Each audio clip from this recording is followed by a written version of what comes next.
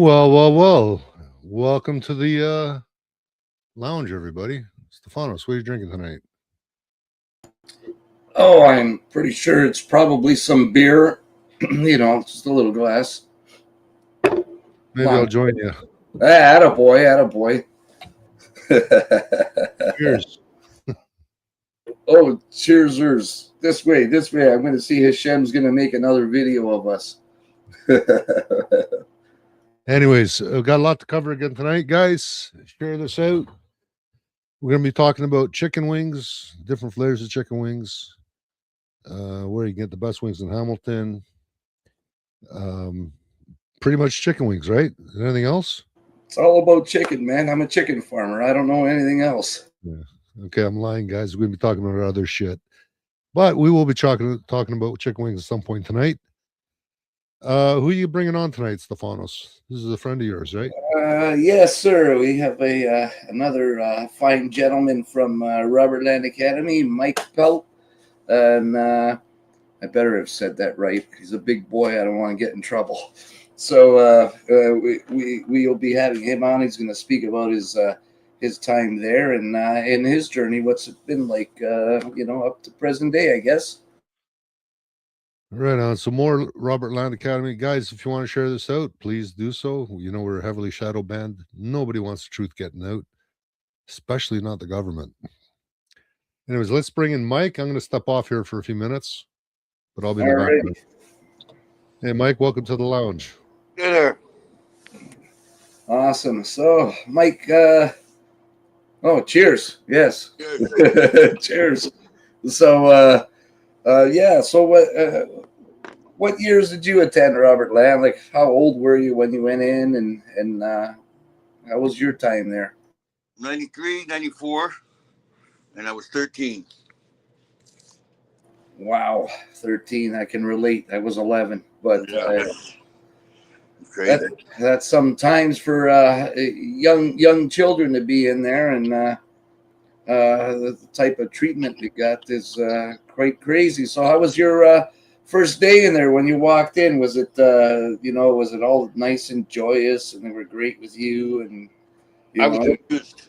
I didn't know what happened. I was told that we were going for breakfast in Niagara. We were coming from Oakville. I didn't know all my stuff was packed in the trunk. I fell asleep in the car. Woke up to the corporals and everybody screaming at me to get out of the car and watch my mom drive away. Wow. They didn't have that tactic when I was there, at least from what I know on anyone. This seems to be a reoccurring thing. Either the parents were taking kids to the falls supposedly to see it, and they end up there, and that's just amazed me. I bet you, I'm gonna go on a real good speculation here and say that they were told to do that by the academy. I can't imagine the shock waking up to being yelled at. Oh my God! Usually in our time, they didn't. They wouldn't start yelling at you while you're in the car. They'd wait till the parents leave. That's when the hell started. Oh no, they started getting me out of the car, and then I had braids back then. They came, cut braids, shaved my head. Everybody's yelling the whole time. Still don't know what's going on. 13 years old and just transplanted over here. Oh man, I can't imagine. I can't imagine the shock. Like that would be even more traumatizing. I don't even. Maybe it was some freaking sort of cruel joke they thought they would do with the parents on the kid, for crying out loud. That I can't imagine the shock if that was me at 11 going through that. Oh my goodness. I don't know what I would have done. Pretty much tried to adjust to things, and I had known about the school before because I'd go for the interview and stuff. But a couple months had passed by, and I didn't think anything of it.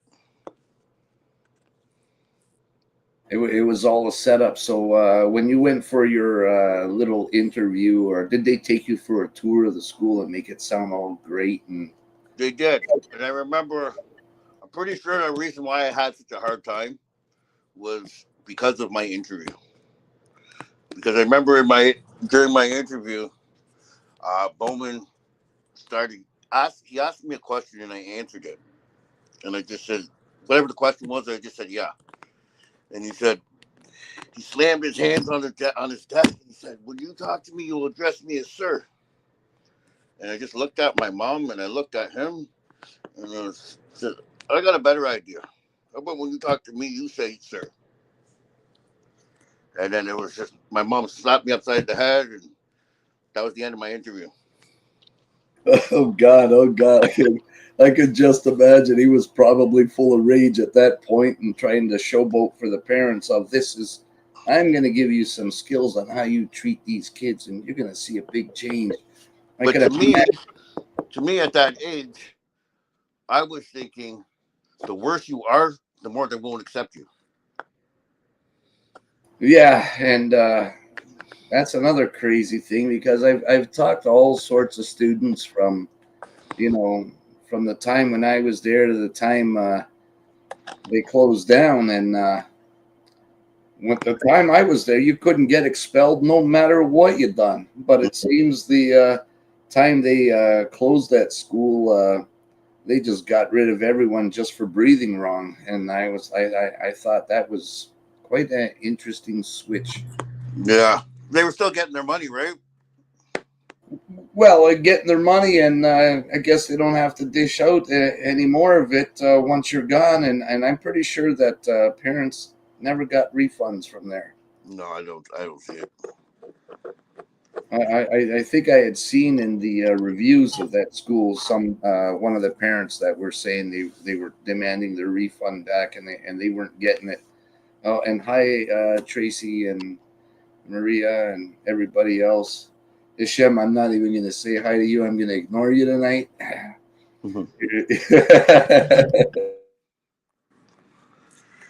Well, yeah. So then after, I'm not sure how long into it, a couple weeks, I was just started getting discipline after discipline after discipline. And it was headmaster's charge to drinking cod liver oil, running laps, everything. They said that I went to class in the year and a half that I was there. I went to class 8 times. That's what they said. Only Yeah, 8 times. that's what my transcript and everything says. Was it due to being PT to death 24/7? I was on discipline. Wow. So there's your money hard at work getting your son a great education, and you get no education, just a good beating, and just abuse the hell and back. About to dig holes. Wow, I was such a fraud. That whole school is such a fraud. I can't believe it. Because when I was there at my time, you would see Bowman, you'd be thinking, "Whoa, this guy is like a god." You gotta. He made it all up. Yeah, don't step out of line, don't nothing. And then I'm older. All of a sudden, I start seeing all this stuff come out, and because he had told us that bullshit story in the mess hall. He told us the bullshit story of how he was shot and wounded, but back then, I don't know if he repeated it or not, but he was saying he only had one lung because the other one got blown out. I'm not sure. I remember he made himself out to be somebody from the Army War, all that. He was Major Bowman. You saluted him when you saw him, and you were on your best behavior. And don't forget the old one when he walked into a room, somebody always screams "room," and everyone's got to stand to attention. Yeah, that was crazy. A lot of people would be terrified. He had a big ego. Huge ego, definitely a huge ego. I'd like to sit face to face with him now and measure his ego and see where he sits now that all of this has gotten so much media attention instead of does he even leave his house now? So many people know what he done, what kind of a monster he is. Yeah. And then it's just and then I AWOL'd and I never went back because when I AWOL'd, you know that it's on YouTube when women saying that they use corporal punishment and all that. That news program was on when I went AWOL, and my mom saw it, and she didn't know really what was going on, and she didn't believe anything that I really said, but she knew that what she was paying for wasn't what was happening. So you got your transcript, and did your mom, did she see the transcript and Yeah, everything too? that's Yeah. what I remember is my mom telling me, "What did you learn here?" I was like, "Nothing. I dug holes and ran laps," and she was dumbfounded.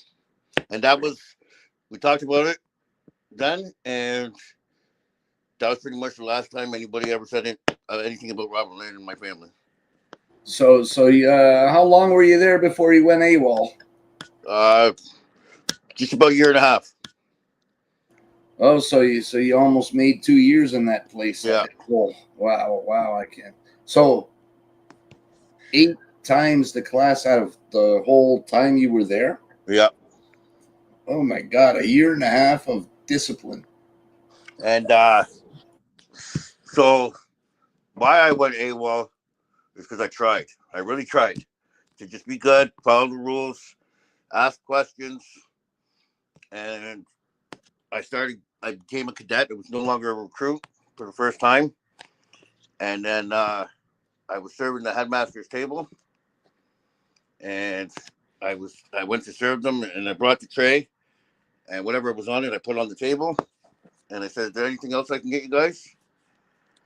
And before I finished my sentence, Zara's hands were on the back of my neck, threw me down the stairs, used my head to open the mess hall door, threw me down the stairs, and was over top of me screaming like I had hurt his mother or something.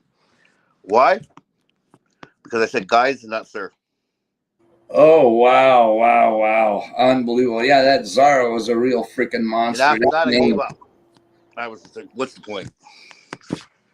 Yeah, absolutely. Like there is no, at some point, with some people I talk, maybe people thought if I do good, I won't have to come back. There was so no matter how you tried, you were beaten. No, Or it didn't you matter. didn't matter. No, once they had your number, they had your number, and that was that for that. I was on I was on the goon squad for God, Lord only knows, a long freaking time, but long. And I dreaded that. Did they do anything with you during the winter time? They do anything? What kind of punishments they have you in Yeah, during you the still be winter? out there, but instead of digging holes, you'd be shoveling piles of snow. Yeah, and One pile of snow into another pile, and then back again. And then standing so outside with the metal tray against the wall, eating your food that was pretty much soaked, and got half of it, half the regular meal. that's just incredible. I know. And when they my time there, when they had us digging our graves there, they were always making us, when we filled them in, they'd always make us turn and have to go to a fresh spot of dirt on the ground and dig there, just so it'd be that much harder, right? You can go Yeah, through the easy stuff, and frozen ground too. It was insane, insane. Well, at least you know which side of the shovel to use. Ed, that's one of my traumas is I don't know how to use a shovel. If I see it, it runs away, or I run away, one or the other. But something happens. I used to get a beating from my dad because I was scared to use the shovel to shovel the crap out of the chicken barn. I had trauma of the shovels. I'm only kidding you. I'm sure you guys use tractors in those big commercial chicken farms, no? Oh yeah, yeah, big ones, little ones, all sorts of tractors. Thank God for that. So when do we get to the juicy part of the story where you sell him chickens? Oh, I gotta sell them chickens too. So Mike, you got a good business there. What's it called? Where's it located? Wingtastic Wings. It's in Hamilton, and we mostly do festivals and events. Awesome. You got a variety of different wings. A whole bunch of different flavors, everything from peanut butter and jam to cotton candy to Oreos to the regular honey garlic. Okay, I gotta ask because I seen the look on Ed's face. Cotton candy and Oreo wings. Yeah. Oh, Have, I gotta stop by one of these times. I gotta let you know I'm coming by. I gotta try this. I want to know where the chickens, what part of the chicken they cut off to make the fingers, because I've never seen a chicken with fingers. Never seen chicken fingers either. You don't do chicken fingers, or you do? No, we do chicken strips. Okay. Have you ever seen a chicken with fingers? Never. Either of you. No, not this guy. So where do these chicken fingers come from? I don't know. Somebody must have thought maybe there was a mutant that was close to like a radioactive plant somewhere or something. Grew some fingers. I don't know. Ed got me on that. So, anyways, Mary was asking, do they treat anyone well there? I'm referring to the students, of course, at Robert Land. Yeah, they do. Not everybody had it bad. What was the difference? I don't know how they go about it. If they just pick people, target people, but there is success stories. Not many, but there is. Funny you say that. I was talking to somebody who said it was a positive experience they had from there, and they were an addict when they went in, and they weren't an addict when they came out, and they're not an addict anymore. They have a family and stuff. But one thing we both found a common ground on was the fact that they went the wrong way about doing it. So I don't care who you are. You can say you had a success story or not. There's not one person out of there that didn't come out of there with something new that's affected them, either eating disorder of some sort, habits, all sorts of stuff. It's crazy. It's crazy.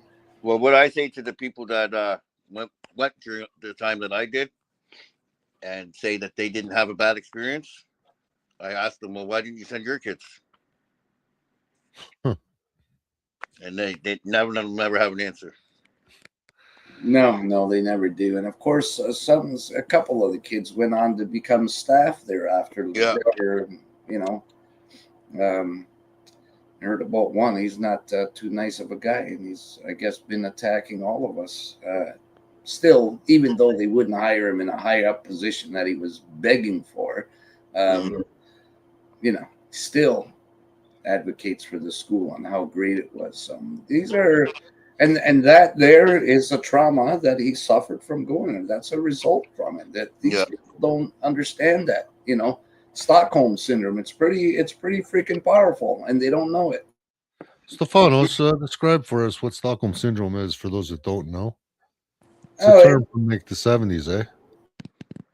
Yeah, don't ask me the history of the term because I'm not going to be able to tell you that. But I do know that it's got to do with people that have been captors or kidnapped or whatever from their captors.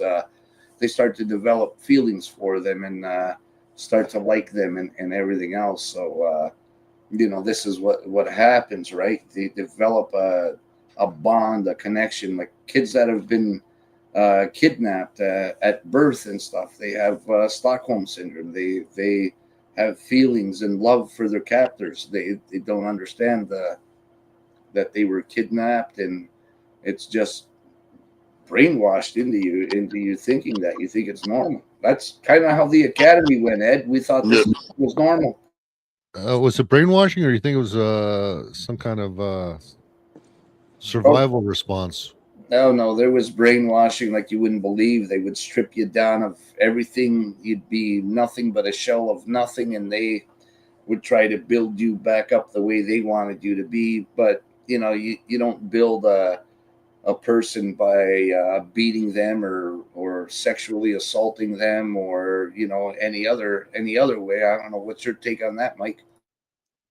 Yeah, I don't understand their philosophy on how they went about things. It boggles my mind. From what I understand, military tactics in prior years, and we're going back maybe 20, 30, 40 years ago, your basic training was they got to break you down to be nothing, and then they build you back up the way they want you to be, so you become a machine, Yeah. literally a killing machine, something that doesn't question and take away your individuality. And that's from what I understand. I haven't been in the military, but these are just some things that I've come across. Whether or not it's true, that's up to you guys. You guys experienced more of it than I ever did. Yeah, Ed, in there you got a from Adrian there. It's I thought it was normal, but it was brainwashing 100%. So this is again uh, the reprogramming, attempted reprogramming, and you know what? When you're getting reprogrammed that way, are they trying to build good children or are they trying to build psychopaths and killing machines and people that they're claiming they can fix, but have turned them into a you know something that can't function in society? You literally get institutionalized or something. It's insane. One of the Well, you big got things I didn't understand was having ADHD. That was one of the reasons for me to go there. How did they expect you to stand at attention for so long? I gotta ask, how long did you guys have to stand to attention? Well, up to like half an hour. Oh man, did you guys get it lucky? We were out there for hours. Never mind a half hour. We were out there for hours. We had people dropping, and then they started saying, "Here's a little trick that'll keep you from passing out. Wiggle your toes. Yeah. Wiggle your toes Uh, to keep the blood circulating." But it was hours. Well, at least when I was there, it was hours, and it didn't matter if it was summer, winter. I know it was hours facing the wall. I remember that. Just standing there facing the wall for hours outside in the winter. Did they do any interactions with you when you're against the wall? Are they yelling at you, or are they Tell- doing anything? Calling you down. Podcast. your volume. Say that again. They would just yell at you and call you down and just make you feel like nothing. So they just dehumanize you, demoralize you. Uh, it's funny. One of the many interviews that were done with Bowman, um, they were speaking about individuality, where they were stripping people away from their individuality, and Bowman was like, "Oh, absolutely not," you know, and he was full of shit. They absolutely did. They wanted everyone as one same wreck. That's all I could explain it as a wreck. Everybody was a wreck when they got out of there. You can't function in society like that. I witnessed a little bit of this myself personally when I volunteered for Project Healing Waters. It was associated with Wounded Warrior in the States. And these were guys that got messed up in the various wars. Some guys that still had open wounds when they went to this fishing camp up in far northern Ontario. And a lot of these guys, they admitted to me, says, I love the military. I know how to function there. I know how to live there. I know what to do every day. And then I get out to come back to Canada and I'm lost. Nobody gives a shit about you. There's no more camaraderie. You don't see your buddies anymore. Kind of being all alone. These guys really don't know how to function in normal society. So I'm thinking, what the fuck is going on in Afghanistan?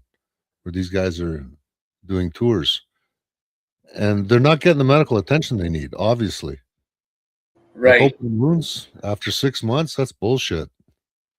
And these are young guys. This should be healing up in a week or two.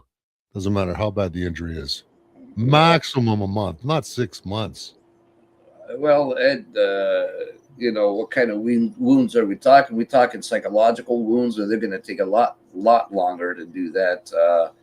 Way longer to get over those, and sometimes those things, never get over them. They're there for a lifetime.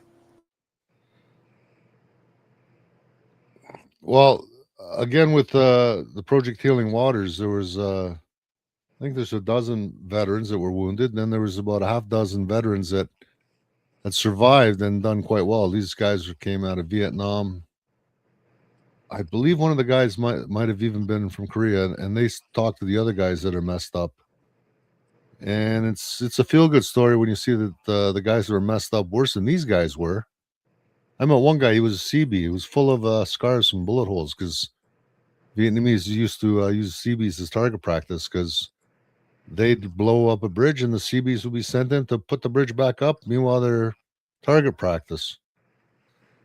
So this one guy, he's passed on now, but he ended up having 3 kids, housewife, decent marriage, decent kids, and he did okay. But it was a struggle. But the old guys talking to the young guys was a dynamic where the young guys seeing that the old guys did actually get through all the shit and made it. I think that left a big impression.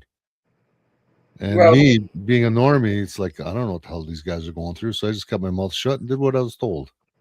well, Ed, the biggest problem is once you're in a place like this and then you get out, you're stuck in a routine. You got structure, and these guys they're all with their friends and stuff day in day out, live together, shower together, eat together, die together, and it's the same thing with the academy. You're in there day in day out with your guys. They're beating literally this routine into you daily.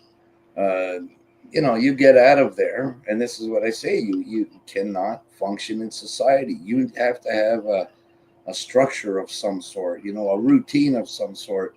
And well, here we have Tracy's got a real good, interesting comment here. So I take Tracy was a I got to parent. step off for a minute. Bubba's going nuts. She's going to lose her voice. She's barking so much.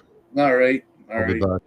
All right, but Tracy, that's an interesting comment that they do not believe in ADD or ADHD, and that is I'll liken that to an episode of South Park I watched, and it was funny, but it's not funny because this is reality, and they had a bunch of kids in a classroom who had like ADHD and ADD, and the teacher was, as soon as they'd start acting up, the teacher would beat him, and then they would eventually be quiet, and the next one they would do that to the next one, and then the last student uh, instant was corrected. He didn't do anything, didn't freak out. Suddenly he's cured. So I don't know. This is might be hard for everybody else to to understand, but I'm sure Mike I can got you. appreciate that, and I understand it 100% on how they do that. And this is the what they were pitching to parents is not what was happening. Like it was, we will cure any illness or ailment that your child has through a beating. That's what it was, just torture and beatings. Yeah, and any way possible. Yeah, they didn't care, and these things were pretty extreme. Like, what? So when you got out of there, so you went AWOL, and then your mom seen this stuff, and then She didn't send were you she didn't telling her any of this like before you had gone AWOL or anything? Did she believe it? Didn't she believe it? No, see, I told her on one leave.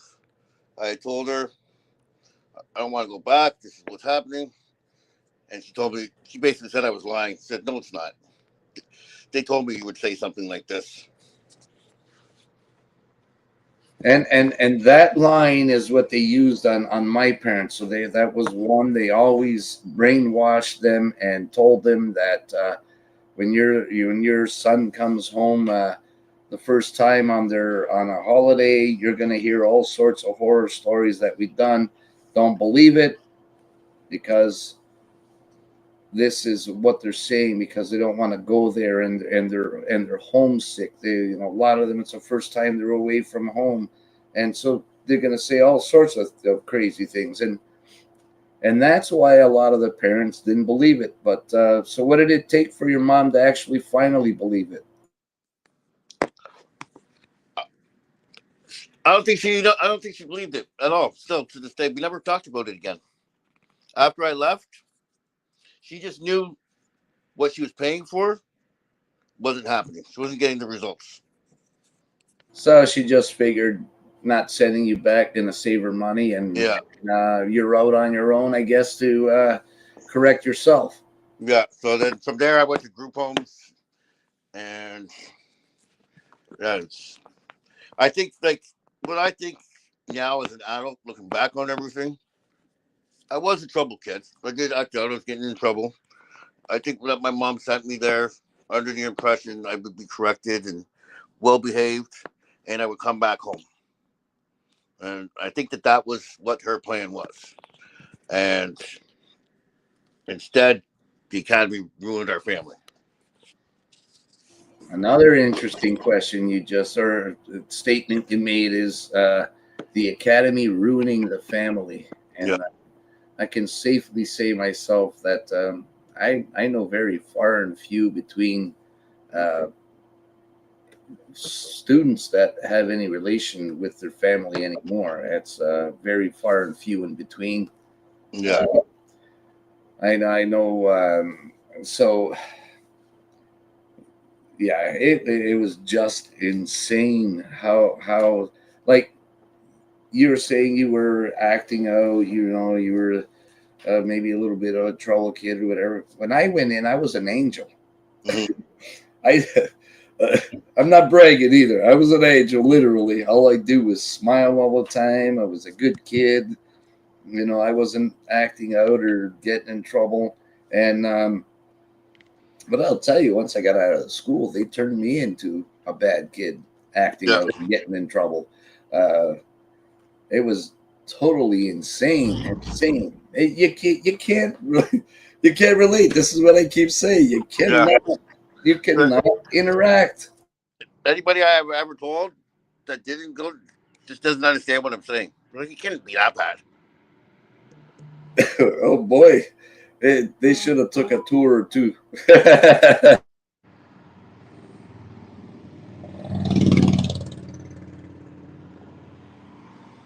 Yeah, a lot of the time, I also found that when I did get out of there, um,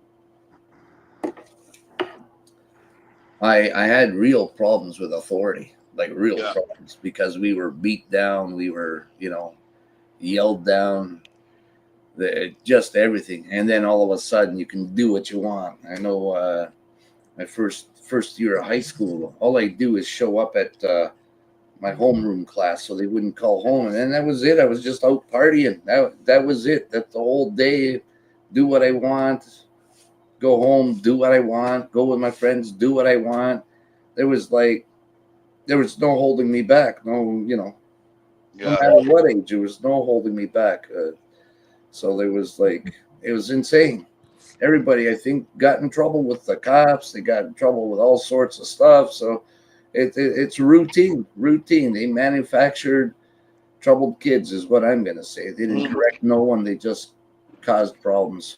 Yeah. I didn't have like I was trouble, but I didn't have a criminal record until I went there. Same here. Yeah, same here. I was, like I said, an angel. I just, everybody's family. Right? They're no longer part of it, and no longer part of it. And I hear it from everybody, and it was so bad, so bad. Uh, your music, you make some great songs about Robert Land Academy, and kudos to you, and much respect to you for that, because that's my way of dealing. Because so when I left there, I went to group homes and different things, and I just pretty much buried it all.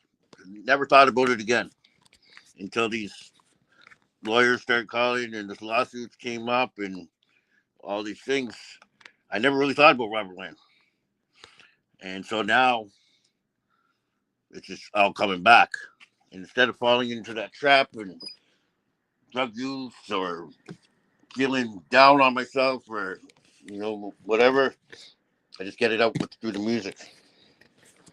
It's awesome because I think every student, former student from that school, can relate to something you have said in every single one of those songs. We've all lived it. We really have a strong connection to that music, and it's great too. So I'm always playing it when I'm driving around. It's playing it when I'm at home. It's playing. Yeah.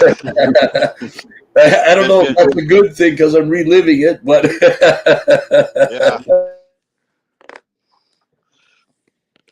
yeah, but it's good. It's good. It's a I'm tribute. glad a lot of parents of kids like Tracy, for instance, she's reached out and her son passed away, and she says that helps her. The music helps her understand more. So it's good. If it's helping people, it's good. Yeah, for sure. And Tracy, you know what? I highly doubt he did because hey, he was with you. I've seen your pictures with him. He doesn't look like he did. Um, I think it's probably more you didn't know what it was like, and I know you're going to be more than likely carrying guilt and um, I'll tell you again that don't hold that guilt, don't carry that guilt. There was absolutely no way you would know, and They did everything to not let you know. that's right. And everything they could possibly do to make you never believe any of that, and yeah, and just heal up, heal up.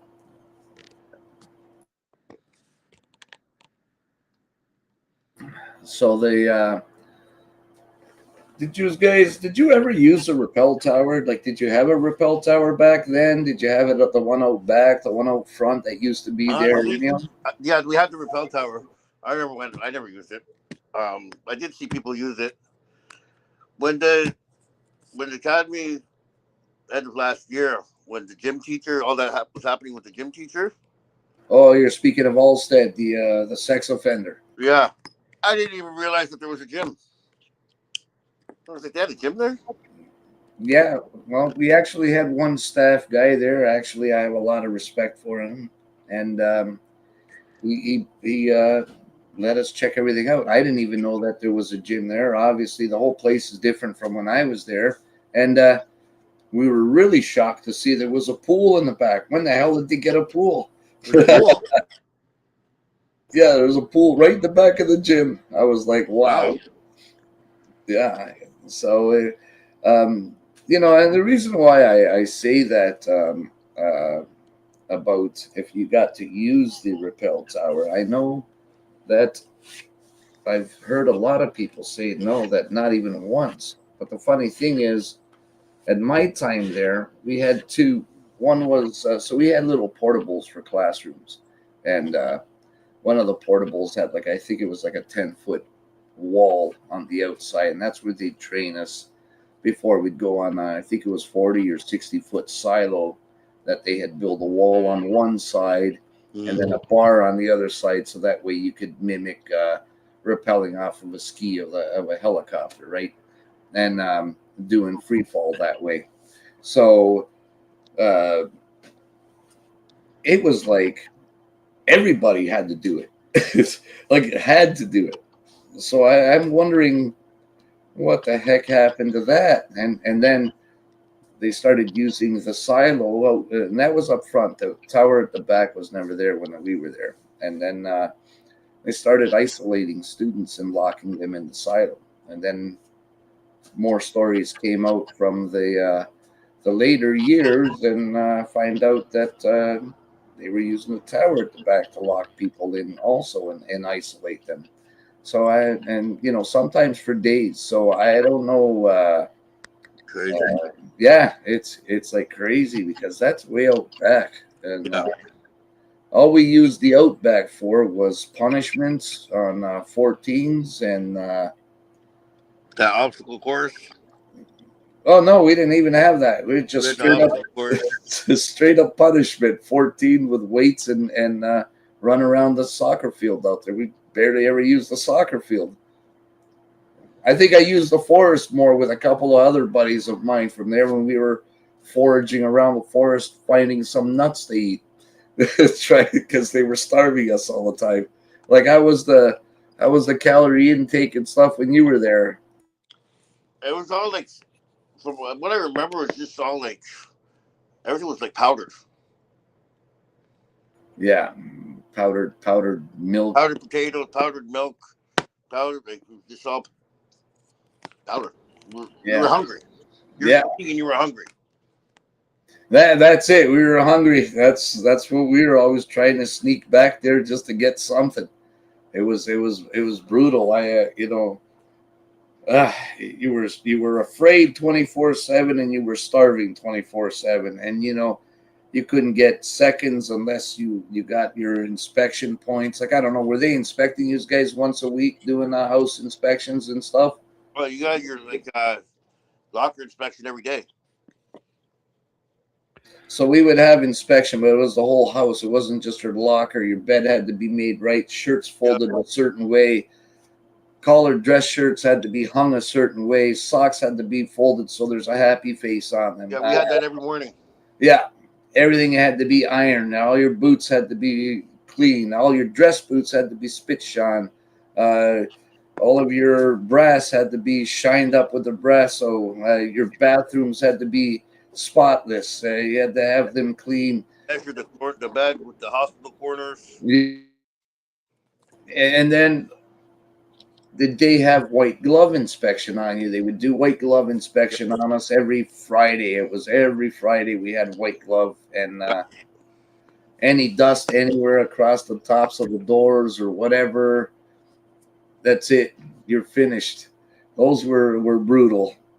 I failed every inspection somehow. Every day I failed.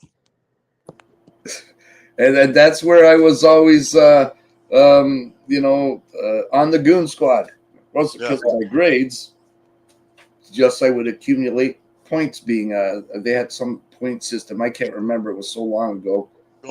Push up position, and every day.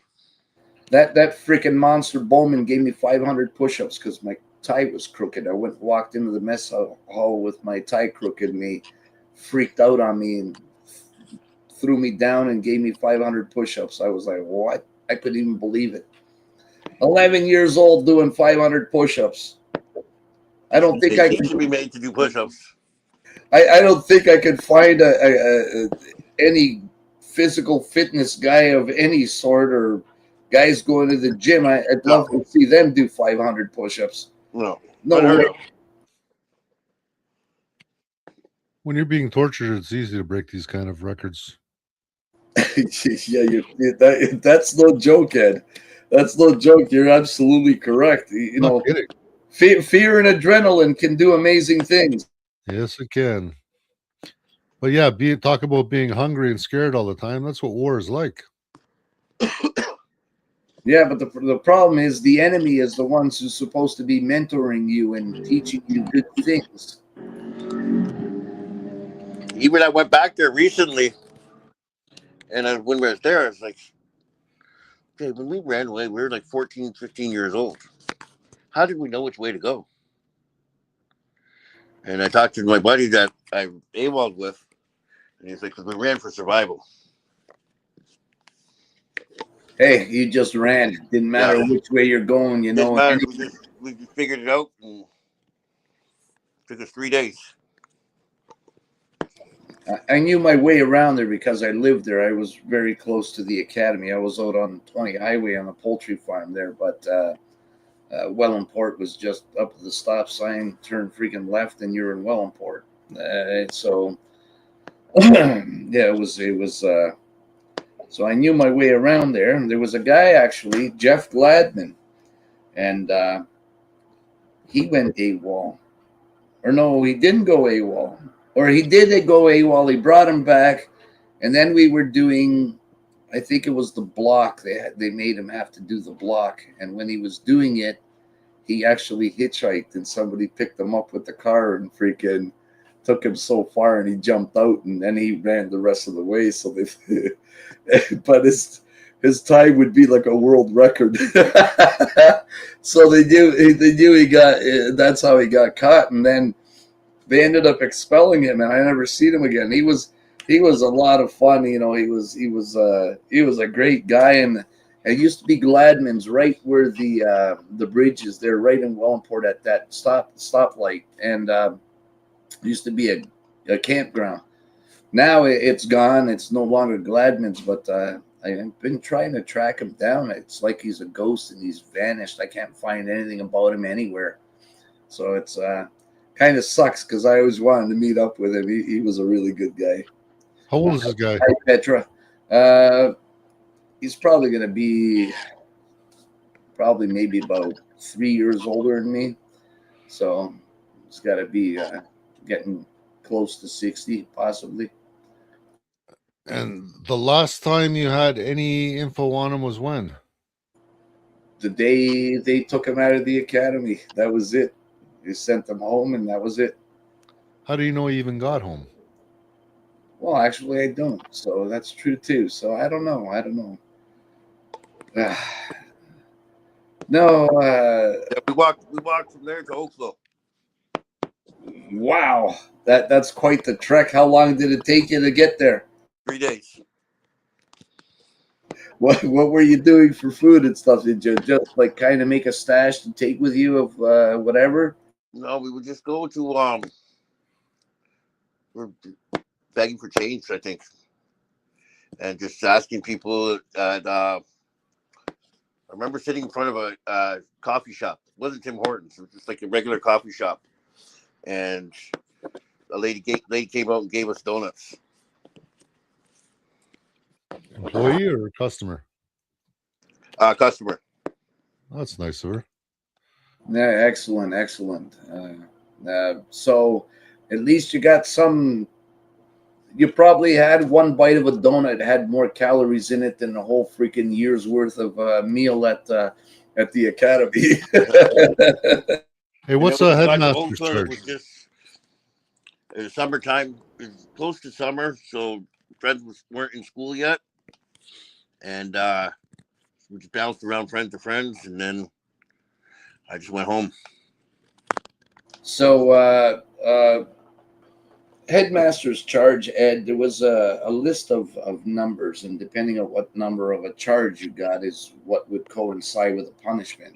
Headmaster's charge was a number 14. That was the most severe, deadly freaking charge you can be against. So at my time, headmaster's charge could be doing all sorts of punishments from digging graves to having backpack on with 35 to 45 pounds in it, and had to do minimum 14 laps around the regulation size soccer field. But we're talking the football leagues in Europe, the real big ones, and you had to do 14 with them minimum, and then they would attach other ones through, and Bowman was the headmaster, so that's his charge. If you were, I believe it was if you were 11 and younger, you would get swats with the canoe paddle.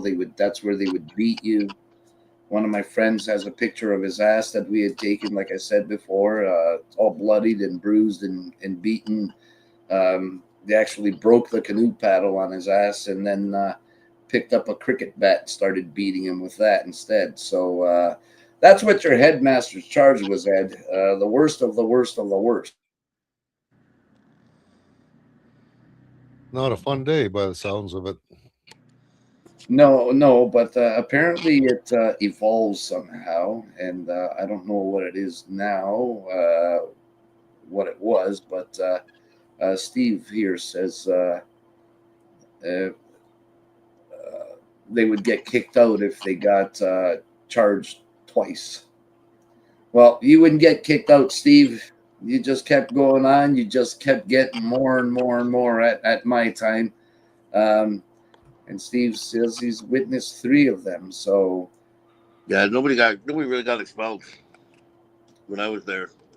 no, it's same with us. There was none of that. Actually, I spoke to a gentleman who attended the school there also, and he just a couple of days ago, funny to say, and they were telling him that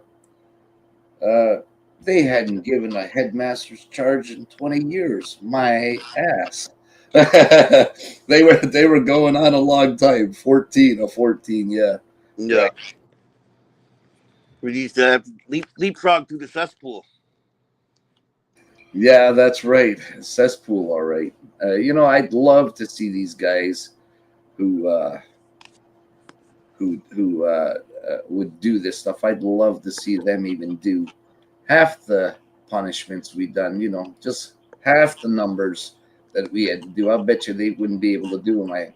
When the school closed down, they were standing out there. They're just big fat slobs. Yeah, At least the guy giving us the finger was, but I don't think they were in any sort of shape. The psychopaths we had were all physically fit. They were doing the runs with us when they were yeah. nothing to them, right? They were, Even like Zara yeah, they were, was like running with you, holding you up, running. yeah, they were legit Canadian airborne freaking military guys. That's where they Yeah, got them all from, the disbanded airborne, the disgraced airborne, and that's the Somalia affair, guys. That's the I crazy. heard about that guy too. Yeah, And Zara's he's been a violent criminal, from the age of what, 19, I believe, is the first time that I seen a news article about him. He was 19 years old and kicked the guy in the balls and then and broke his that's just what he car. got charged with. What else has he done? Yeah, who knows what else? That's interesting. I should start digging around the courts and see what else he's been up on. Right. So yeah, that's the thing too with those guys is to wake up every day to come and torture kids. There's gotta be something wrong with you. Yeah, and here you go. So we got Tracy again. She says she knows two boys that did a month of labor. One of those boys was listening earlier. They went to RLA with her son, and sorry for your loss too. That's no parent should have to outlive their children. That's how I look at it. So this stuff was going on right up until what, this year of June, or what was the last time kids? 2025. That's when we shut that place down for its last time, and that was a huge shit show. Um, they penned in all the students. I've talked to students from 2025, and they were like, "Oh man, we love you guys. We wanted to come out and talk to these guys so bad, but we knew what would happen to us if we did." And that's when they threw the fences up. They threw black sheets over them, telling them to keep away for their safety. And we're the bad men. We're the media. We're this, that. We were none of them. We were your brothers. We were your alumni. You're all now alumni. Your time at that freaking death camp is over. You're one of us. So, and this is how they demonized and villainized us, just because we wanted to talk with them, wish them, luck in their future. But I know the school was crapping their pants because they didn't want any more of this going out, given all the lawsuits and the media, the negative media they were getting at the time. So just trying to protect themselves. That's what it was. Well, so when COVID first started, I drove out there with my kids just to show them, and I was told to get away. You're not welcome here. Yeah, that's funny. And the funny thing is, every year they were always inviting the alumni to come to their graduation Yeah. day. Suddenly we're the enemy. So funny. Sure. So funny. I can't figure it out. And Yeah, Steve. Steve says here, no more Fitzgerald Hall retreat for the ruling class. So, I don't know what you mean by that. I don't think we had a Fitzgerald Hall when I was there. So, Yeah, we did Fitz. yeah, what's that all about? I, I think Fitz was where like the senior good kids stayed. The house The across house, the yeah, street from the the house. academy. That was the seniors' house when I was there, but they didn't. I didn't. They didn't call it Fitzgerald. I think they called it Stratford Hall or something like that. Stratford, I think is what it was. Unless I'm getting it confused, but I'm pretty sure we didn't because we had Simcoe, Brant House, Shafe House, Butler House, and Stratford. Yeah, Stratford House. That's The what. White Cabin. I don't know what the White Cabin is either, Steve. There was a house across the street. I know that beside that barn. I don't know if that's what you're referring to. Yeah, I think that was Fitz.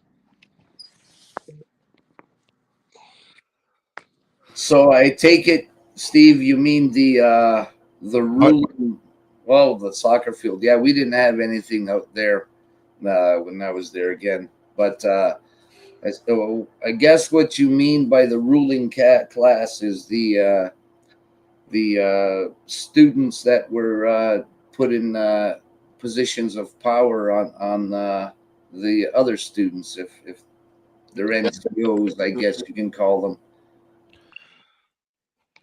they had you going against each other.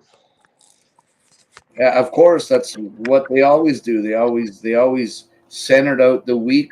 If there was, somebody that I always noticed, if there was somebody that was a bit uncoordinated, somebody that had a problem, keeping their shirt tucked in, a tight tie, a great beret, you know, made sure all your creases in your pants were there, everything that was yeah, that's what I meant, Steve. Yeah, now I know what you call. Okay, the ruling class, I get it.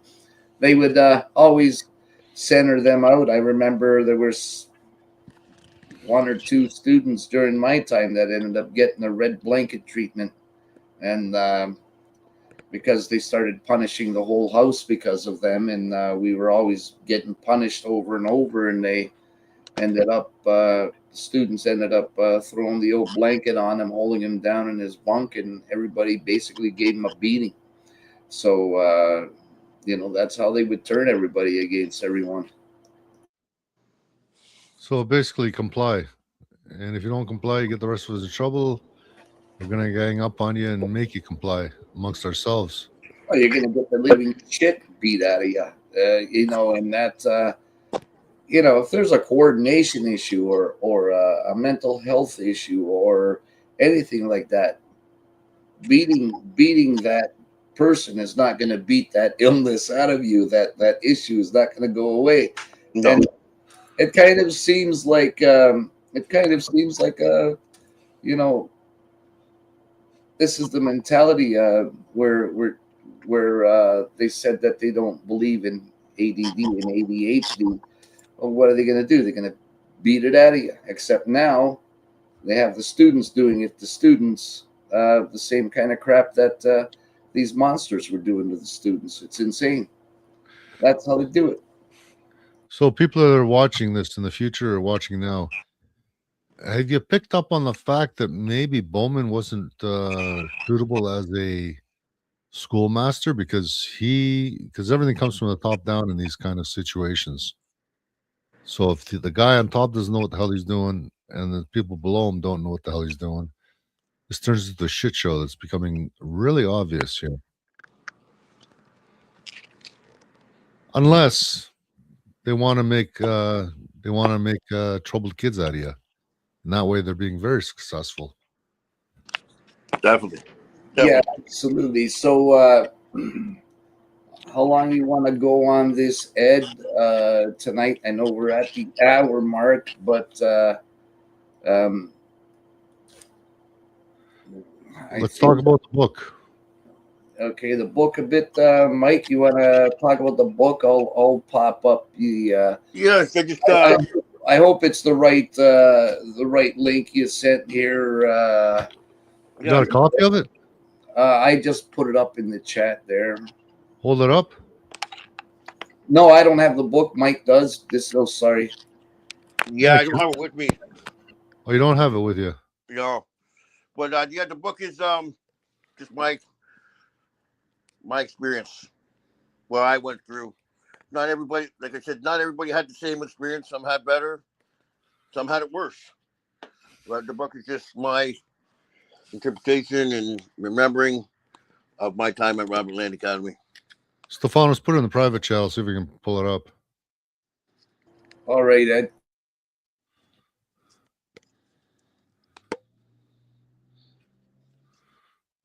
Marching in silence. There you go. It's up.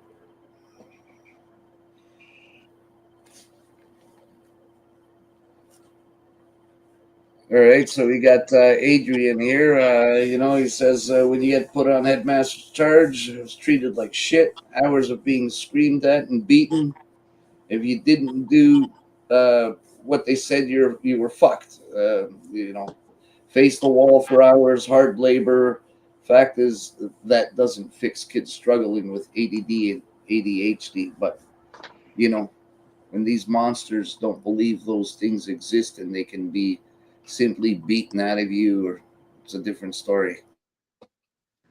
And they were untrained in anything that they did. Right, there was absolutely, because there's no requirement, there's nothing. They were just killing machines that were brought and used against children to beat and punish them. So the book's title is My Time at Robert Land Academy. Author is Mike Appelt, who is also on the screen. The truth behind the uniform. For years, the story was kept in the shadows. Now it's being told. Marching Through Silence is a raw, first-hand account of life inside Robert Land Academy from 1993 to 1995. This isn't just a memoir. It's a deep dive into the discipline, the struggle, and the resilience required to survive a high-pressure environment when the world feels like it's closing in. In this book, Mike Appelt reveals the reality of marching in silence and what it does to a young man's mindset, the untold stories of the 90s era at the Academy, the lessons in discipline that fueled the birth of the Underdog Achievements or UDA brand, how to turn past trauma into a blueprint for future success. This book is for alumni and families of Robert Land Academy looking for the real story, underdogs who feel like they are currently marching through silence in their own lives, anyone who believes that your past doesn't define your future, it refines it. Secure a copy today and join the movement of those who refuse to stay silent. And this was just released. Yeah.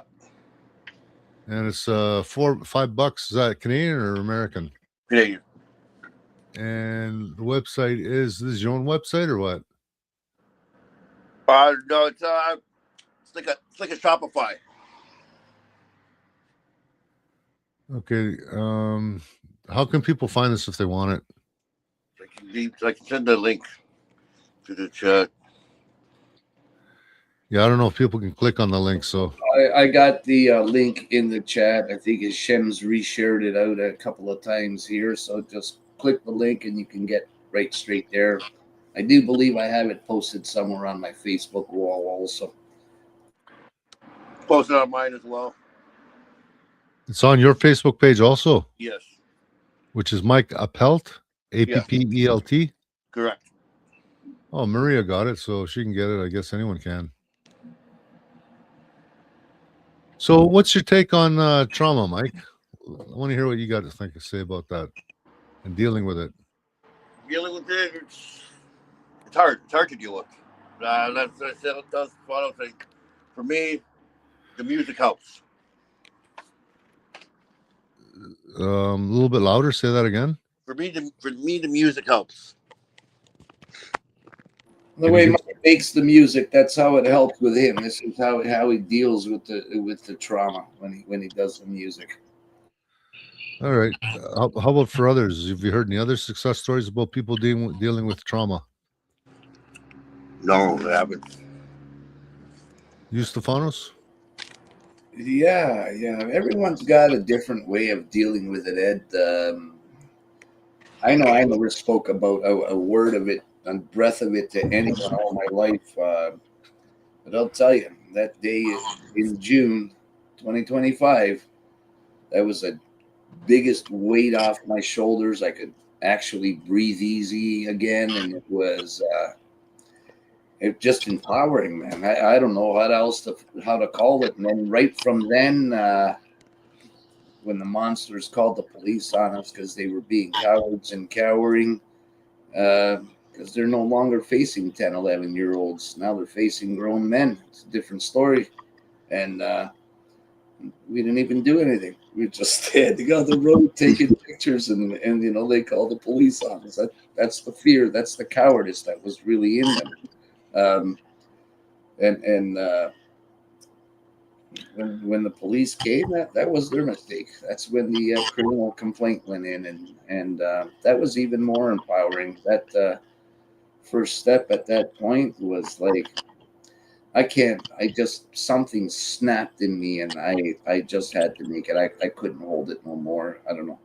And that was really liberating for me at that point in time. And I still don't really talk about the stuff that happened to me because I am simply not ready to. But when I do speak of Robert Land, I speak things that were done in common that I, either witnessed or had to do.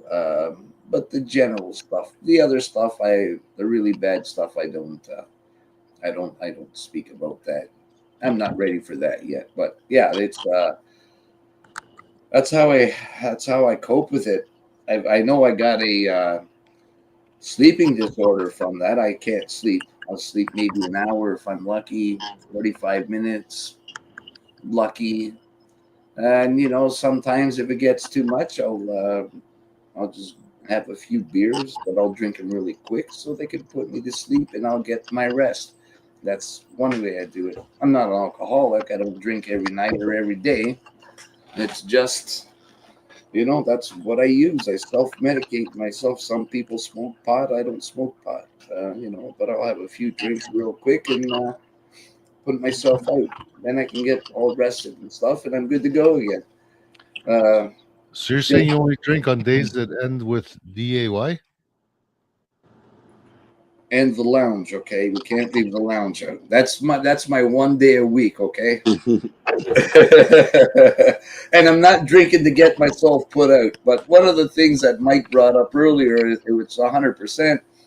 Once all the lawsuits came out, and we all started, reliving this stuff and hearing the stories in the media and everything over, dreams started coming back. You started getting those freaking dreams where it's not reality, but it's reality. I don't even know how to explain it. I don't know if you've ever had a dream like that, but it's really crazy. You're waking up in a cold sweat. You're like, Yep.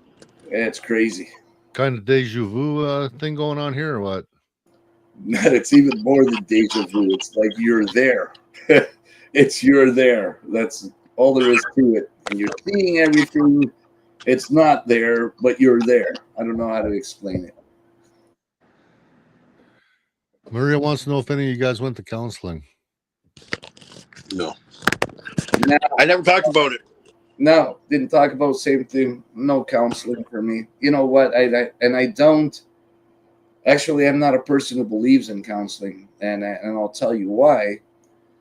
And that's you can't get past something when you go to counseling for the fact that it's just like you get a scab and you keep picking that scab. That wound's not going to heal. You keep pulling the scab off. It keeps bleeding over and over and over. And I think there's actually some medical papers that were in the last couple of years, which they now also acknowledge the same thing. So, I don't know. I don't see no use in it that way, but that's my reasoning. Well, I've learned this week with someone else that's going through through some past trauma from 30 years ago. And what was done to them was they have, I think it set them up for the life that they lived for the last 30 or 40 years. And boy, they made some rather, what's the word I'm looking for? The word is interesting. Hi, Dennis. No, not interesting.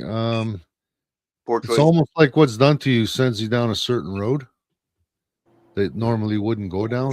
Traumatic experiences you're speaking of, right? That sends you down that trauma road. That's your trauma.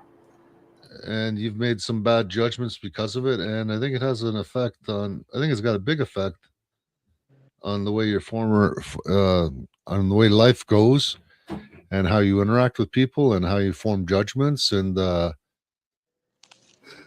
like with you, when you got out, you had no respect for the teachers, for the cops, for authority, nothing. You were just like a wild man, right? Yeah, I punched out all my teachers. Like I said, it was just a waste. The second I turned 16, I got out of that. I went into construction. I became a framer. I was building houses. Almost sent a guy flying off the roof because he pissed me off. But you can't function. You can't even. You can't function. You just don't know how to deal with it. And Mike, same thing for you or what? Yeah, I couldn't work. That's why I had to create my own business. I've had 2 different businesses. I couldn't work for somebody. The authority, I can't have. I can't deal with it. 100%, I can testify to that. You cannot work for anybody. And what do they call that? ODD, oppositional defiance disorder. That just may be a thing. And like I said, they created a bunch of bad kids. Hey, Bam Bam, how's it going, brother? So this is what ends up happening, and it literally destroyed a lot of lives. And had, what is it, 35, 32 years old? A lot of the guys don't live past that for whatever reason. And we've had successful people who were really successful, and they ended up just going down. They had nice fancy cars, big huge houses. Next thing you know, they're going get into an apartment for whatever reason, go crazy with that, and then self-destruct, and next thing you know, they're gone. That's that for that. And you think Bowman knew that he was doing this kind of damage to kids? Well, absolutely 100%. They actually, if Tracy's watching, I had a conversation with her over the phone, and she basically said a comment on there that I said 100% to myself. They knew exactly what they were doing. Correct me if I'm wrong, but if memory serves correct, he had told her that the kids either come out for the better or else they become a Jeffrey Dahmer. So that tells that, to me, that's a very powerful comment, and absolutely 100% shows that he knew what he was doing. As a matter of fact, Ed, I'll take it even one step further. There was another interview that had been done, another story done on the school, kind of like a Fifth Estate, but I can't remember which one that was. But they asked him, say I'm a kid and I'm not listening to you. What would you do? He says, well, if I told you to get down in that push-up position, you didn't, I'd put you there. And he says it with a smile, his smile on his face. Like you can see the actual fucking pleasure this guy is getting out of that. Just reliving that moment to kids he has done it to in the past. And then I think the interviewer ends up turning around and um, uh, gets him to do it on them to demonstrate how it was. And, That's the one my mom saw. yeah. And, okay. So one, and you see, the funny thing is at that time when they done that interview, restraints were no longer allowed; they were illegal. Yeah. And right then and there, he's admitting to a fucking crime right on TV because he was still doing it. So Peel Regional, if you're watching this shit, there's another fucking crime you can charge him with. And specifically, the crime is, in case cops are taking notes.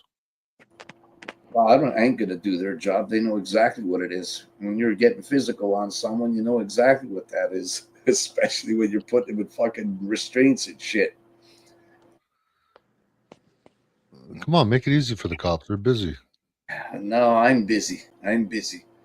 I'll let them do their work. But this is stuff that is actually documented, and I think it's that very same. It's still on there. Still It's, on there. it's still there, right? Yeah, freak. Yeah, and there's another one where I just seen the other day actually for the first time. Um, there's another one they got out there where they have the sergeant major out there beating fucking kids with the stick, but not as hard as if the cameras. He knew the cameras was there, but those cameras weren't there. It would be a hell of a lot harder. It's still an assault with a weapon, for crying out loud, on a minor to boot. And did anyone consent to this?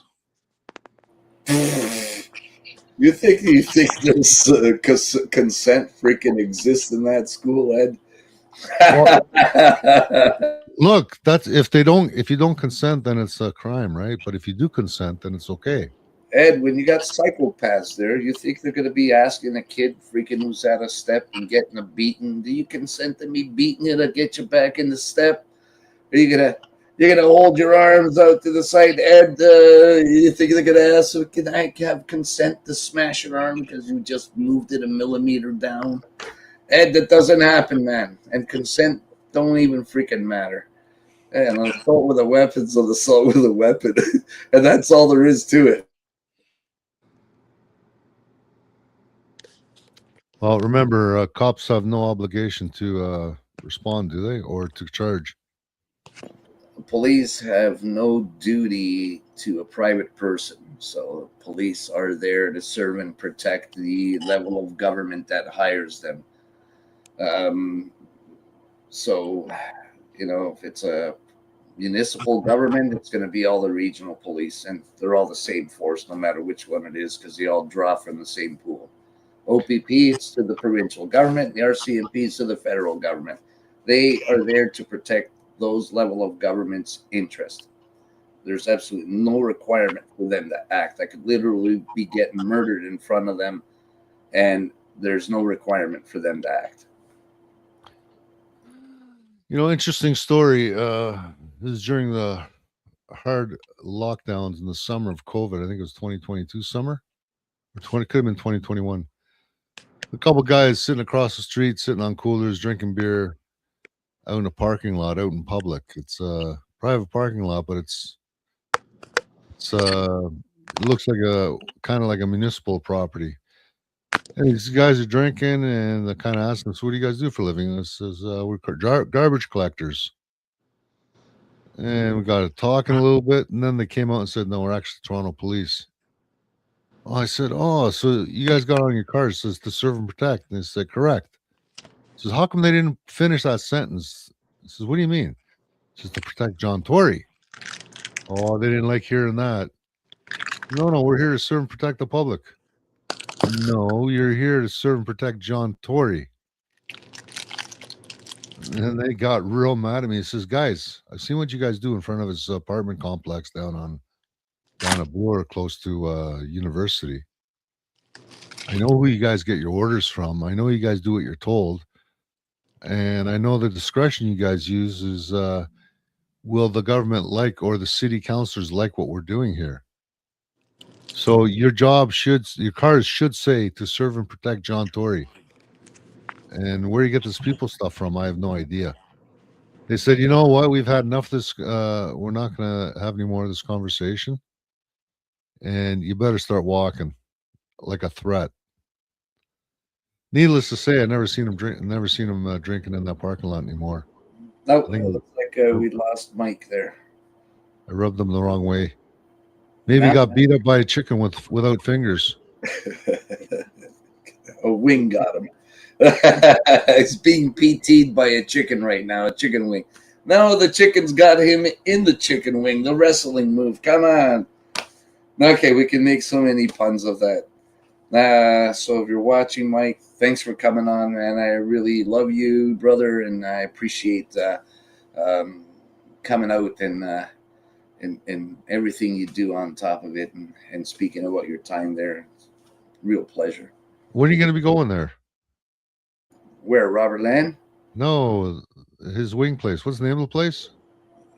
Was it Wingtastic? Is that what it was called? Yeah, Or Wingtastic, and he's in Hamilton, right? yeah. Well, I'll go whenever you want to go. I am ready to go anytime he wants. I'll let him know and we'll go. Well, if anybody wants to buy some, buy Stefanos an order of Greek seasoned wings, just tell Mike I'd like to buy Stefanos an order of a pound of wings, Greek seasoning. He's gonna go, what? Okay, look, it's lemon with oregano. That's all you need, peeps, with a little dab of olive oil. You're good to go. Greek olive oil, by the way, no other ones. Does Mike have Greek olive oil? He better, eh? I don't know. I'm gonna have to freaking, if he doesn't make the kind of wing I just said, I'm gonna have to tell him he's got to create a special one called the Stefanos wing, all right? And so now I'm starting to think, because I made those puns with the chicken wing wrestling move. You might put a wrestling move on me in there. So that what else do you think? That those police, after they you told them that stuff, would they basically tell you to piss off? Yeah, they're getting quite annoyed with me. It's like they're pretty young. I don't think they've been cops very long, so they're still a bit green behind the ears. Now they're gonna know what they're supposed to do in that aspect. Remember, they're enforcement, so and they got that duty to those guys. So they're gonna enforce their laws. They know they have to protect that government's interest. And you know, I didn't know this. I was like every other person out there that I always see about going on saying that it's our tax dollars. By the way, they don't consider it your money paying them. They say once it's out of your pocket, in their pocket, it's their money, not you. And I always thought the serve and protect was people too, but not until I sued them a couple of times. That's when I found out that there is no duty. So, well, it's just like putting your money in the bank. Once you give them your money, it becomes theirs. It's up to them if they want to give it back to you. and that's their company making money, and that's what they pay their jackboots with. You're their money now. That's why when there's a run on the bank, there's never any money left. That's right. And you know, I could sit here and cut them down all day and point out other stuff, but it's really you know how long we've been saying this all through Convid. I've been trying to raise awareness and educate people on that stuff, but never doesn't seem to freaking people have a very short memory, which is, you know, human. They can't remember accurately past 20 seconds. So that's an interesting fact. Well, I tell you one thing people will be remembering soon. As you know, the recent by-elections, which was a few days ago, Canada is officially on its way to becoming a Bolshevik state, which means we got to address each other with different terms shortly. Wouldn't start with C, would it? Comrade. No, anything but comrade. It's coming, I'm telling you. It is. And you know what? Either one of those two, it's actually probably better that the Carney got in instead of the Pierre Milhouse, because Milhouse would have done it in a much more dictatorship style once he stripped us of our constitutional rights like he wanted to do. You know, that would, you know, what's going to happen then? No jail, no bail, no, you know, you're going, it's all jail, no bail. That's the term I wanted to use.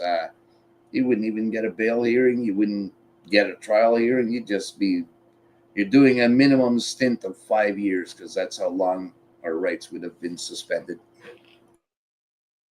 So when you want to have your friends bust you out of jail, I strongly suggest you figure out some kind of code word terms. Like Stefanos, if I ever call you and I say, I'm at such and such location, I've had enough of this holiday. Could you help me get home? That means bring the 200-ton excavators and bust me out. Oh, I thought that meant you want to go into a cage because you had enough of the holiday. You want the holiday to be over now. Okay, sorry, you got it right. I got it wrong. You're right again. Oh, damn. Oh, I don't know. What was I thinking? I don't know. It's craziness. But it's So, coming. I don't know, Ed. All I know is the state of Canada is bad, and it seems to be no matter who goes in. Hi, Mary. I was talking to Mary about going into the gulags. Well, we all going to be down there together, right? So who's What are like? they going to do? Lock up the whole country? That's what's going on. We're all going in, man. So we're gonna have to freaking start like throwing take our fruits if they give us any, just throw them in the box with a nice lining of like a garbage bag, plastic lining, and have to make our own booze while we're in there for the party. I still keep saying if I can build it, I can break it. I don't think there's jail that can hold me. All right. Well, we'll test that out. I'll be making a call tonight, and then when they pick you up, I'll keep track of how many days it gets for you to get out. Gee, thanks, buddy. What else? I just wanted to test the theory. That's all, Ed. Uh-huh. What else we got? What else happened this week? Liberals are having a convention or a celebration. They got a majority, so don't expect another election for at least 4 years. Yep, that's exactly it. If they wouldn't have got it, Ed, they would have been calling a snap election right about now.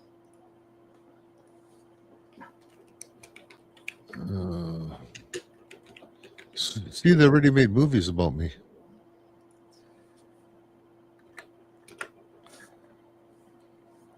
The movie Escape. You are, let me see, I'm just looking at something. You are missing telling everybody about the annual AGM coming up in Coburg. I'm not missing. You tell them. If you want to, well, there it is. It's in the private chat for you. I'm just saying that you're missing telling them because you will be speaking there. And I believe we have Lisa Robinson is also going to be there. So it's in the chat at my side, posted there if you want, if you're interested. That's Saturday. This Saturday coming up. We're going to be having a lawyer speaking on the Alto land grab that's going on, the communist land grab. Here's something that people do not know about, and anyways, let me just finish here, and I'll tell you what people don't know about. We have lawyers going to be doing a little bit of speaking there on the Alto rail that they want to get that high-speed rail going across, taking everybody's land. You can't do anything with it. You can't sell. You can't build. You can't do nothing, even if it has, even if it's not going to be on the route where that rail's going to go through. So they can literally steal, confiscate large swaths of land, and you have no say in the matter. And here's the kicker, people. Nobody's talking about it, so I'm going to be the only one that says it here. Alto is who? Alto is SNC Lavalin. There you go, SNC Lavalin. That's who Alto is. And of course, what is it? $90 billion deal again. So let's see what back pockets the extra cash is going to fall out of and land in after this one. Okay, just to give you an idea, 90 billion. How much is 90 billion? Until Trudeau Jr., the other communist, got into power back in 2015, the federal debt, all the money that the federal government owed to other people, not the deficit, the debt, how much money the country was indebted, was 615 to 625 billion dollars. They're planning on spending 90 billion on a railway line. Isn't that insane? I wonder how much highway they could build for $90 billion. And how much money they're going to save without having to compensate people for a constructive expropriation, just stealing it from you with having no say. How many billions is that going to be worth, or millions? Yep. Oh, to answer, when are you going to call Barry Prince? He never answers my phone calls. Oh, am I supposed to call him? I've just gotten so freaking busy. I thought he was talking to you. Well, he's hard to get a hold of. He's got my number. I don't know why he never calls me. Do I even got his number? Yeah. Let me look here. We got to bring Barry on. Okay, guys. So a week today, we got Ed coming on. Ed's a farmer out in the Kingston area, a little bit west of Kingston. I was out there to see him this week, and you want to talk about an eye-opening show next week's going to be? Oh, wait, Ed, we got a correction here. Mary's got the correct number, apparently. Oh, it'll cost at least 180 billion, but the numbers I seen the other day was 90 billion. That's what I had seen too. So I don't know. They might be. But at the end of the day, like the government, everything they do, they budget 10% of what it actually ends up costing. So this will go to $1 trillion. So instead of being in debt, I don't know, $1.2 trillion, $1.3 trillion, wherever we are right now, let's double that to $2 trillion. And who's going to pay for it? Not you and me. Forget that. You're kidding me. He's going to take out a little bit more from our pocket so he can put into his. You can expect personal taxes to double at least. And they'll raise the taxes on people that are doing better so that the brain drain or the brain exodus increases tenfold. Yeah. Oh boy, this is not going to end well, Ed. What about now that they got a majority? What about UBI? What do you think? I heard also today that they're going to have a minimum UBI in 17 countries within the next couple of years. So Well, yes, Papa, I'll do whatever you want. Just give me money.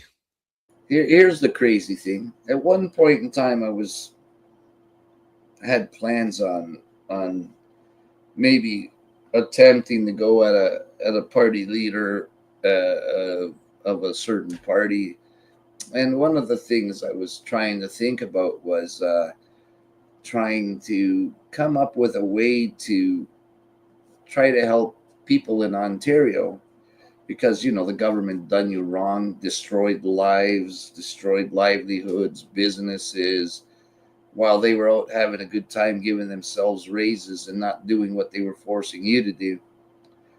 And I thought, wouldn't it be nice if the government gave every single person in Ontario a one-time payment of $28,000? It's not much, but at least it's something to help everybody out. Every man, woman, and child, 28 grand. Well, I looked at the numbers. How many trillions is that? So, it's not possible just to do it in the province.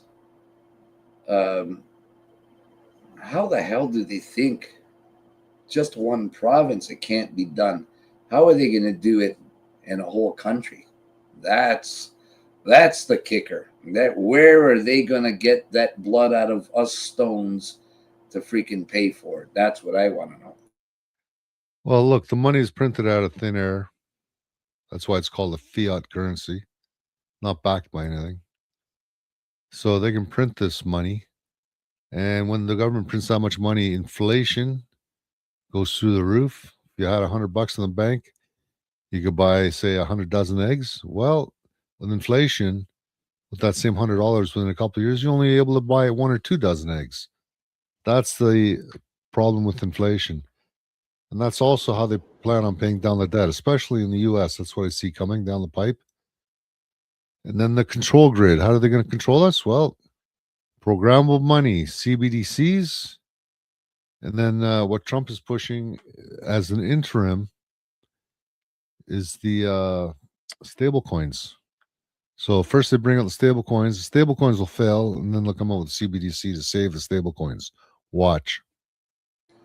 Well, I'm just in for the shit show, and I'm just going to be watching. But you were talking about inflation. I want to know, when they take a wine bottle and they punch the bottom of the wine bottle up, and then they punch it up even a little more.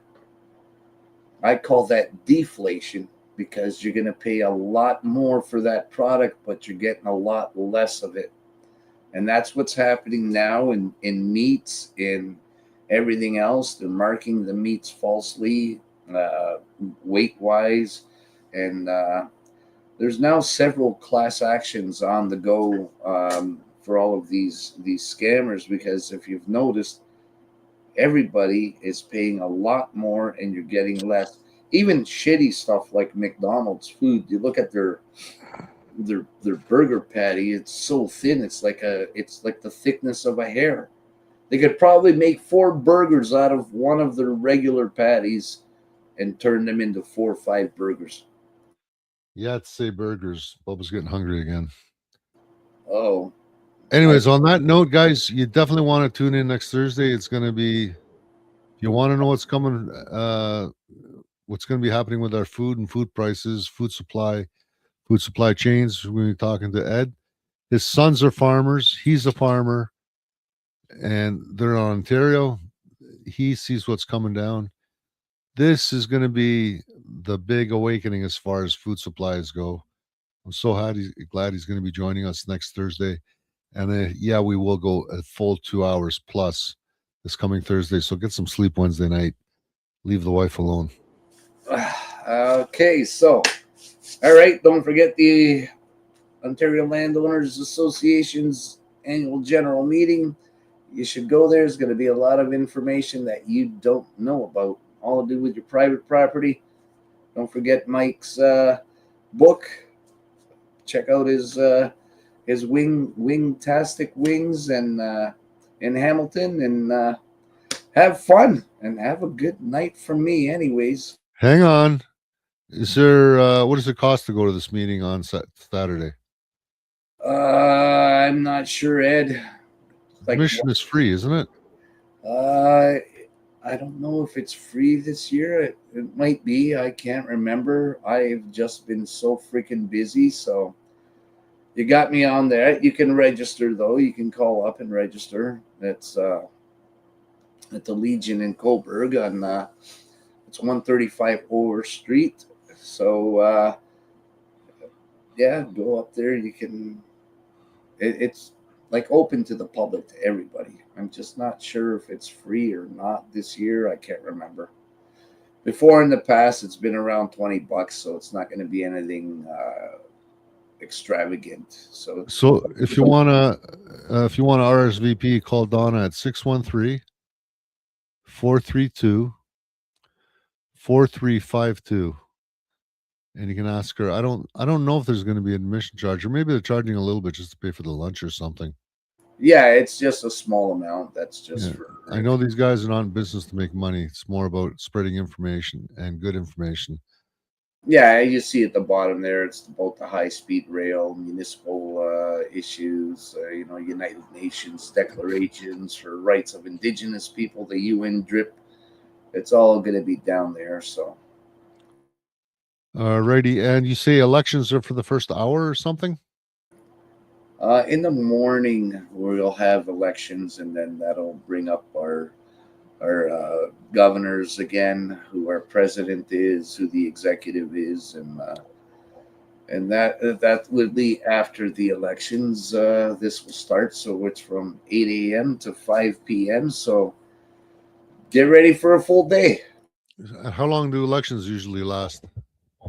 Oh, they're pretty quick. I think we get before that, so it'll be before 8 a.m. That we'll be there and getting it done. We'll hold elections before that, I think. Alrighty, guys. Yeah, and then we'll rise. I could be getting everything wrong too. I've just been out of whack right now because I've just been so busy. So, but 8 to 5. Alrighty, in Coburg. And the location is at the It's at the Legion in Coburg at 135 Orr Street. yeah, so there's only one Legion in Coburg, correct? 135 Orr Street. I think that's one of the main streets in town. Yeah, that could be. Is that where we were last year? No, we were somewhere else last year, weren't we? No, we were at a different place last year. Yeah, we used to move around all over the place, but now we've kind of, this is more central for kind of everybody in Ontario kind of thing. So, All right, cool. Until next Thursday. See you Saturday.